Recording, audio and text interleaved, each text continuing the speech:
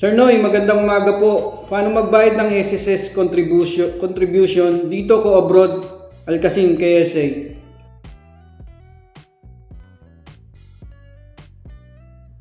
Yo, what's up mga kabayan? Welcome back sa aking channel. Ang nga po pala si Nonoy, isang OFW din Saudi Arabia. Yan. Baling share ko po na video ngayon is kung paano magbayad ng SSS contribution gamit online. Babayaran po natin siya sa GCash. Yan. Para masagot na po natin yung katanungan ni Sir. Sir Noy, magandang umaga po. Paano magbayad ng SSS contribution dito ko abroad, Alcacin, KSA? Yan. Shoutout po sa inyo, Sir. And sa mga kabayan na gustong magbayad ng SSS online, kailangan una po makapagbayad po tayo pag meron na po tayong account sa SSS, yung may SSS mobile. Magre-register po muna kayo dito bago po kayong makabayad kasi magge-generate po ng PRN.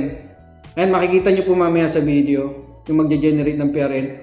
May separate po tayong video sa pag-register sa may SSS mobile app. Okay, simulan na po natin. Bali, gagamitin po natin yung GCash sa pagbayad online. Yan, download lang po kayo sa Play Store ng SSS mobile app.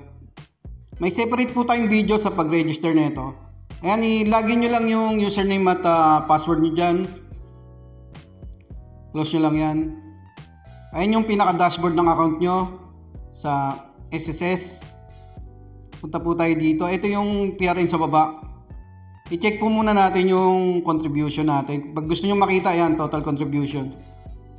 Click nyo lang okay. Ito, sa kasamahan ko to. Sa sample kasi magbabayad siya ng SSS, kaya sakto yung tanong ni Sir. Yan, i-slide nyo lang yan para makita nyo yung mga previews. Balik na tayo sa homepage. Click nyo yung generate PRN. Tapos generate PRN ulit.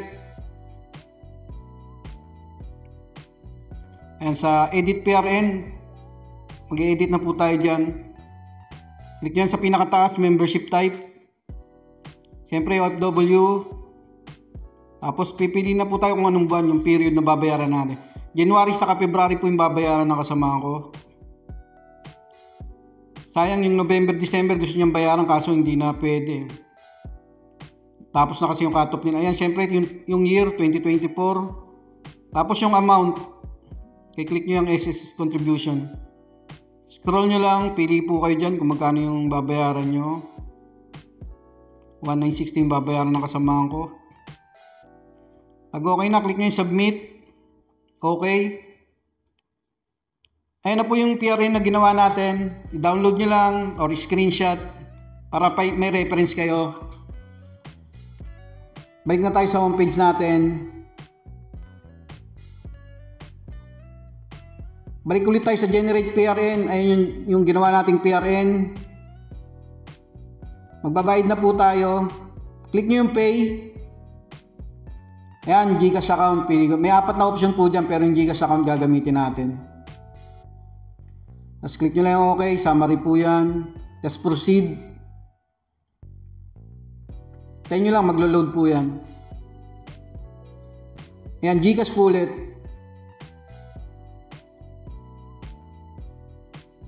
Enter nyo na yung mobile number na GCash na gagamitin nyo. Tapos click nyo yung next. Magsisend naman ng OTP yung GCash. Next nyo po ulit. Sunod naman dyan yung PIN number ng GCash na ginagamit na nagagamitin nyo. That's next. Ayan yung babayaran nyo. Click nyo yung pay. Kasama yung convenience fee na 16 pesos. Tapos proceed. Ayan na po siya. Payment successful. Meron ring reference number yan. Screenshot nyo lang ulit para meron kayo. Magsisend din po yan ng SMS saka text. Saka sa email. Ayan, close nyo na po yan. Close nyo na rin po ulit yan. Ayan, click nyo lang yan. Check natin kung magre-reflect na kaagad yung contribution na binayad natin. Ayan na po siya, January, February sa 2024. Ayan, ganoon lang po magbayad ng SSS contribution online mga kabayan. So ayun mga kabayan, sana nakatulong po itong video na to at nasagot natin yung katanungan ni Sir. Pakipollow na lang po ako sa aking YouTube channel at Facebook page, OFW Nonoy. Palike na rin po at pa-share. Maraming salamat.